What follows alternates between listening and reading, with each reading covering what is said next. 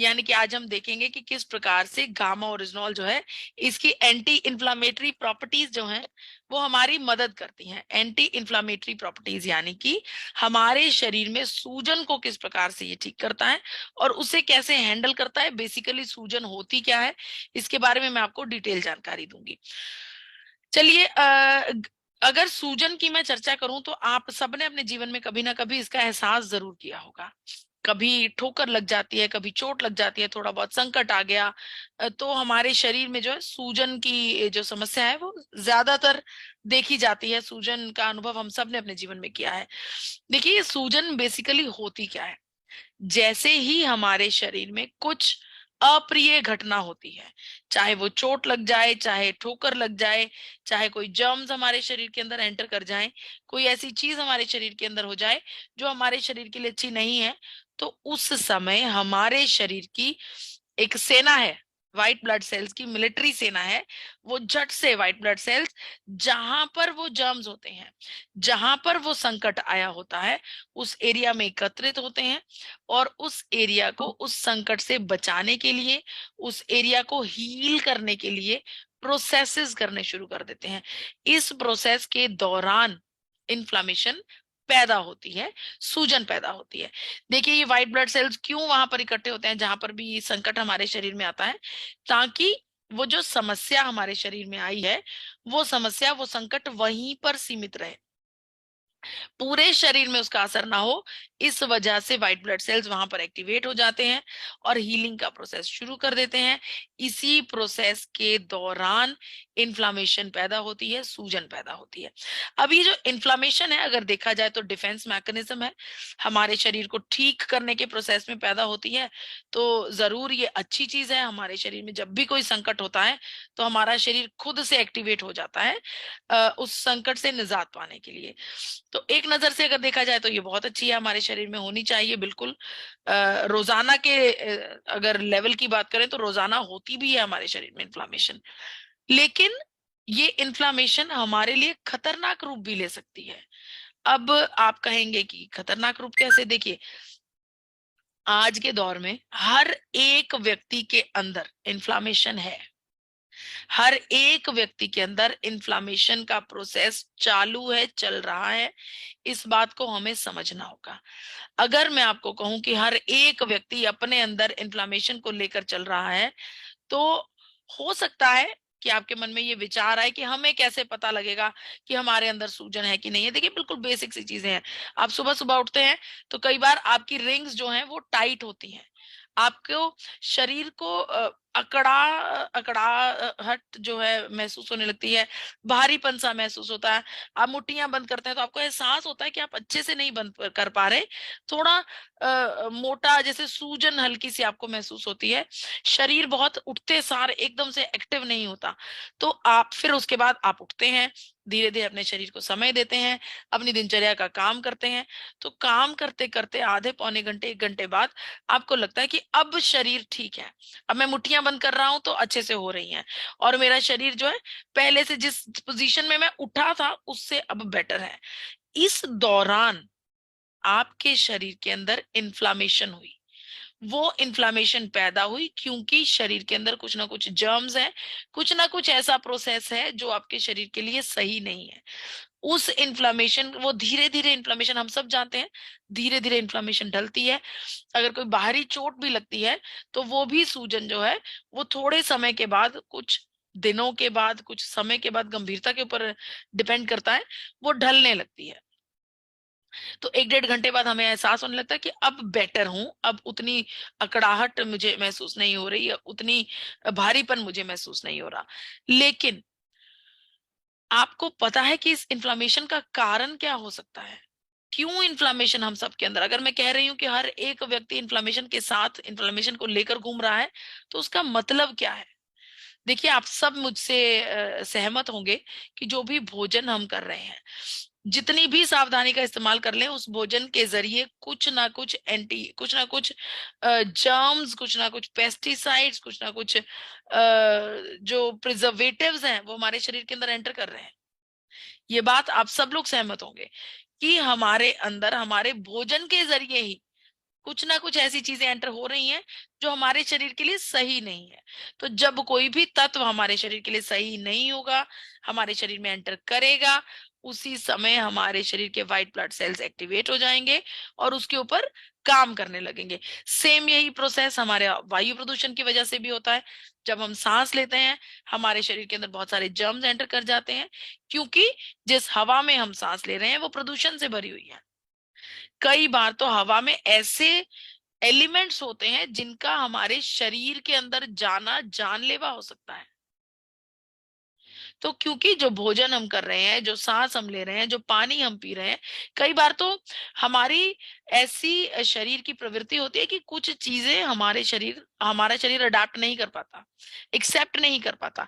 जैसे कि आपका खुद आपको, अगर आप एनालाइजिंग सोच के हैं, अगर आप चीज को परखते हैं, सोचते हैं, समझते हैं, तो आप में से बहुत से लोग ऐसे होंगे जो ये कहते होंगे कि मैं कोई भी XYZ चीज, कोई भी फलानी चीज मैं नहीं, इसको नहीं खाता, ये मुझे फिट नहीं है, मुझे ये ठीक नहीं लगती, मेरे शरीर के लिए सही नहीं है। हो सकता है वो प्रोडक्ट, वो चीज आपको एलर्जी देता हो। कोई भी भोजन करने के बाद जब आपको डाइजेशन नहीं हो रहा, पेट में अफारा आ रहा है, कई बार पेट में दर्द होने लगती है, कई बार त्वचा के ऊपर खुजली का एहसास होने लगता है, ये तरीके हैं, ये सिम्टम्स हैं कि ये जो जो तत्व का आपने सेवन किया, जो चीज आपने खाई, वो आपके शरीर के लिए एलर्जिक है। बहुत से लोग आपने देखे होंगे डेयरी प्रोडक्ट्स नहीं खाते, दूध नहीं पीते, या फिर अंडों का सेवन नहीं करते। इसलिए नहीं अंडों का सेवन करते क्योंकि वो शाकाहारी हैं, इसलिए अंडों का सेवन नहीं करते क्योंकि जब वो अंडे का सेवन करते हैं तो उनके शरीर में कुछ ना कुछ ऐसा होने लगता है जो सही नहीं होता। उनका शरीर उनको इशारा करने लगता है। पीनट्स, मूंगफली नहीं खाते बहुत से लोग। फलों की बात करूं तो कई बार आप ऐसे लोगों से मिले होंगे जो सिट्रिक फूड, जो फल होते हैं, उनका सेवन नहीं कर पाते क्योंकि खट्टा खाने के बाद उनके गले में इन्फेक्शन हो जाती है, उनको थ्रोट इन्फेक्शन हो जाती है। सब्जियों की चर्चा करूं, बहुत से लोग अरबी नहीं खाते। बहुत से लोग इसलिए नहीं अरबी खाते कि उनको पसंद नहीं है, इसलिए कि जब वो अरबी का सेवन करते हैं तो उनके शरीर में ब्लोटिंग होने लगती है, उनके शरीर में, उनका शरीर उनको बताता है कि ये उनके लिए सही नहीं है। क्योंकि मैं ये मानती हूँ कि हम में से बहुत से लोगों ने एलर्जी टेस्ट तो नहीं करवाया होगा। हम जनरली एलर्जी टेस्ट नहीं करवाते जब तक कि हमारे शरीर में कुछ ना कुछ ऐसा अनुभव ना हुआ हो कि हमें किसी डॉक्टर ने कह दिया हो कि आपको एलर्जिक टेस्ट करवाना चाहिए। तो हम अपने शरीर की प्रवृत्ति के अनुसार कुछ चीजों को नहीं खाते क्योंकि हमें लगता है कि वो हमारे शरीर के लिए सही नहीं है। तो जब उन चीजों का सेवन करते हैं, जब रोटी हम 3 में 3 बार खा रहे हैं, पानी पी रहे हैं, सांस ले रहे हैं, तो इन सब चीजों के साथ मिलकर हमारे शरीर में ऐसे प्रोसेसेस होते हैं, जर्म्स एंटर कर जाते हैं, प्रिजर्वेटिव्स एंटर कर जाते हैं जो हमारे शरीर के लिए सही नहीं होते। और ये जो इन्फ्लामेशन है ये क्रॉनिक रूप ले लेती है। क्रॉनिक का मतलब गंभीर रूप ले लेती है, लगातार लंबे समय तक चलने वाला रूप ले लेती है। इस क्रॉनिक इन्फ्लामेशन का खतरा हर एक भारतीय के ऊपर ऑलरेडी बना हुआ है। और इन्फ्लामेशन को इतना क्यों चर्चा की जा रही है, क्यों इसे इतना समझाया जा रहा है? नॉर्मल सी सूजन ही तो है। ये सूजन हमारे शरीर में डायबिटीज का खतरा पैदा करती है, हमारे लंग्स के ऊपर इफेक्ट करती है, हमारे शरीर में ऑलरेडी मौजूद कैंसर सेल्स को एक्टिवेट करने की क्षमता ये सूजन रखती है। इसके अलावा heart disease, Alzheimer's, neurological disorders, arthritis, या फिर हमारे इम्यून सिस्टम में गड़बड़ी करना इस इन्फ्लामेशन के मेन काम है। और एक बड़ी मिथ है कि ये जो सूजन है ये ज्यादातर मोटे लोगों को ही होती है, पतले लोगों को नहीं होती। ऐसा बिल्कुल भी नहीं है। जब हम भोजन का सेवन कर रहे हैं, सांस ले रहे हैं, पानी पी रहे हैं, तो इन्फ्लामेशन हमारे अंदर होनी बिल्कुल स्वाभाविक है। इसका हमारे पतले या मोटे होने से कुछ भी संबंध नहीं है। तो इन्फ्लामेशन किसी को भी हो सकती है। अगर आप अपने शरीर की इन्फ्लामेशन को जानना चाहते हैं, उसके लेवल को देखना चाहते हैं, तो आप एक जांच करवा सकते हैं, एक टेस्ट करवा सकते हैं जिसका नाम है टोटल इम्यूनोग्लोब्युलिन ई, इम्यूनोग्लोब्युलिन ई टेस्ट। इस टेस्ट के जरिए आप अपने शरीर की इन्फ्लामेशन को समझ सकते हैं, उसके लेवल को देख सकते हैं। और इन्फ्लामेशन के बारे में मैं आपको बता दूं, ये एक ऐसा फैक्टर है जिसकी चर्चा बहुत ज्यादा नहीं की जाती, जिसके ऊपर बहुत ज्यादा काम होना भी बाकी है। क्योंकि जितने हार्ट अटैक्स, जितनी ऐसी घटनाएं हम अपने आसपास सुन रहे हैं कि बहुत यंग लोग, ये तो जाने माने पर्सनालिटीज हैं जिनको हम जानते हैं, इसके अलावा भी हमारे जीवन में बहुत से ऐसे लोगों के बारे में हमें सुनने को मिलता है कि कोई व्यक्ति बहुत यंग एज का था, उसे हार्ट की समस्या आई, डॉक्टर के पास जाना पड़ा, स्टंट डल गया, ब्लॉकेज आई, हार्ट स्ट्रोक्स का सामना करना पड़ता है, हार्ट अटैक्स का सामना करना पड़ता है, जिसकी वजह से कई बार जीवन लीला भी समाप्त हो जाती है। तो ये सिचुएशंस क्यों आती हैं? बड़े बड़े डॉक्टर्स का ये मानना है, रिसर्चर्स का ये मानना है कि इसका बड़ा कारण जो एकदम से हार्ट की समस्या आती है, कोई सिम्टम नहीं होता, कोई समस्या नहीं होती, परफेक्टली फिट होते हैं, अच्छी जीवन लीला जीवन शैली का जो यापन हम कर रहे होते हैं, एकदम से जो हार्ट अटैक आता है सडनली यंग व्यक्ति में, फिट व्यक्ति में, उसका बड़ा कारण ये इन्फ्लामेशन होती है। इसके अलावा देखिए, कोविड टाइम्स में हमने क्या झेला? कोविड टाइम्स में हमारी इन्फ्लामेशन ने ही, हमारे अपने डिफेंस मैकेनिज्म ने ही हजारों लाखों लोगों की जाने ली है। जैसे ही संक्रमण हमारे शरीर के अंदर एंटर करता, लंग्स के अंदर घर कर लेता, तो हमारे व्हाइट ब्लड सेल्स उसी समय वहां पर इकट्ठे हो जाते, क्योंकि वो उनकी नेचुरल प्रवृत्ति है। जैसे ही कोई जर्म्स, कोई संक्रमण, कोई वायरस हमारे शरीर के अंदर एंटर करता है, व्हाइट ब्लड सेल्स की नेचुरल प्रवृत्ति है कि वहां पर पहुंच जाना और उसे हील करने की कोशिश करना, उसे ठीक करने की कोशिश करना। तो जब व्हाइट ब्लड सेल्स हमारे लंग्स के अंदर पहुंच गए, उन्होंने काम करने की कोशिश की, हील करने की कोशिश की, इस प्रोसेस के दौरान इन्फ्लामेशन पैदा हुई, और इस इन्फ्लामेशन की वजह से लाखों करोड़ों लोगों को सांस लेने में दिक्कत आने लगी। सांस लेने में दिक्कत आने की वजह से लाखों लोगों ने अपनी जीवन खोया। हमारा अपना डिफेंस मैकेनिज्म इतना खतरनाक हो गया हमारे लिए, क्योंकि लेवल ऑफ संक्रमण जो हमारे शरीर के अंदर हो रहा था वो लगातार बढ़ता जा रहा था।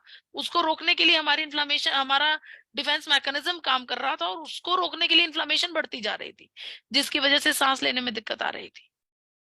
और इसको रोकने के लिए बहुत से लोग vitamin A, vitamin C, D और जिंक का सेवन करने की सलाह देते हैं, बड़े बड़े एक्सपर्ट सलाह देते हैं। लेकिन हमें जरूरत है एक ऐसे लेवल के एंटी इंफ्लामेटरी तत्व की जो भरपूर मात्रा में हमारे शरीर में इन्फ्लामेशन को रोक सके, ताकतवर तरीके से रोक सके। यहाँ पर आपको एक रिसर्च दिखाना चाहती हूँ। इस रिसर्च का स्क्रीनशॉट है जिसमें ये क्लियरली लिखा है कि गामा ओरिजिनॉल हमारे शरीर के जो अलग अलग पाथवेज होते हैं उनके ऊपर काम करता है। इन पाथवेज के ऊपर एब्जॉर्ब होता है, और जब इन पाथवेज के ऊपर गामा ओरिजिनॉल को कोई भी इन्फ्लामेटरी मार्कर नजर आता है, वो उसे पहचानता है और उसे वहीं पर नष्ट कर देता है, वहीं पर खत्म कर देता है, जिसकी वजह से गामा ओरिजिनॉल हमारे शरीर की इन्फ्लामेशन को ठीक कर पाता है। यहाँ पर 2019 की लेटेस्ट रिसर्च है जिसमें आपको सामने दिखाना चाहती हूँ कि हमारे ब्रेन की सूजन को, दिमाग की सूजन को कम करने में सक्षम है गामा ओरिजिनॉल।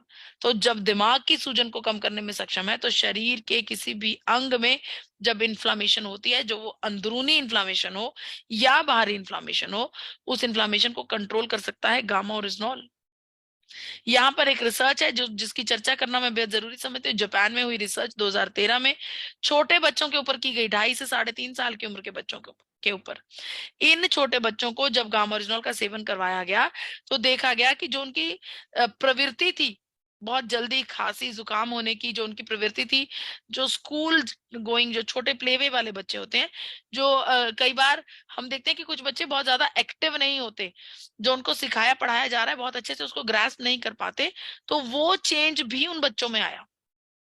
कोल्ड एंड कॉफ का जो संक्रमण था उसमें बहुत ज्यादा कंट्रोल पाया गया, वो बच्चे जल्दी जल्दी जो बीमार हो जाते थे, अब उन बच्चों की इम्यूनिटी में इजाफा हो गया, उनको कॉफ और कोल्ड बहुत ज्यादा परेशान नहीं करती, और उन बच्चों की फिजिकल एक्टिविटी में भी फायदा हुआ। तो जब जापान में हुई इस रिसर्च से छोटे बच्चों के ऊपर गामा ओरिजिनॉल का इस्तेमाल किया जा सकता है, तो गामा ओरिजिनॉल हर एक व्यक्ति के लिए सेफ है। देखिए, इसके अलावा मैं आपको बताना चाहती हूँ कि भारत सरकार ने गामा ओरिजिनॉल को न्यूट्रास्यूटिकल का दर्जा दिया है। दिन भर में 2 कैप्सूल्स आपको right dosages of 300 mg per day देते हैं। आइए सुनते हैं कि डॉक्टर संजय चुग इसके बारे में क्या कहना चाहते हैं। हमारे शरीर की सूजन के ऊपर गामा ओरिजिनॉल विचार है। ये कोविड के टाइम में जो हमने देखा कि हार्ट में सूजन होती है उसको इन्फ्लेमेशन कहते हैं, और बदन में सूजन हो सकती है, यानी कि बॉडी के अंदर सूजन हो सकती है जिसे इन्फ्लेमेशन कहते हैं। natural product can reduce inflammation in the body. And of course, that would also relate to inflammation, which could cause heart attacks in those who have blocked coronary arteries. A new kit come up as well. There's lots of experiments, and it comes from Rice Bran, and it has been shown to actually reduce some of the inflammatory markers, which actually are related to inflammation in the body. So there seems to be good future for it. जी, तो आप सबने सुना कि doctor साहब ने बताया कि gamma oryzanol हमारे शरीर के अंदरूनी सूजन, अंगों के ऊपर, हार्ट के ऊपर सूजन होती है, लीवर के ऊपर सूजन होती है, जिसे कहा जाता है कि हृदय इनलार्ज हो गया है, हार्ट इनलार्ज हो गया, या लीवर फैटी लीवर हो गया, तो वो सूजन का ही एक रूप होता है।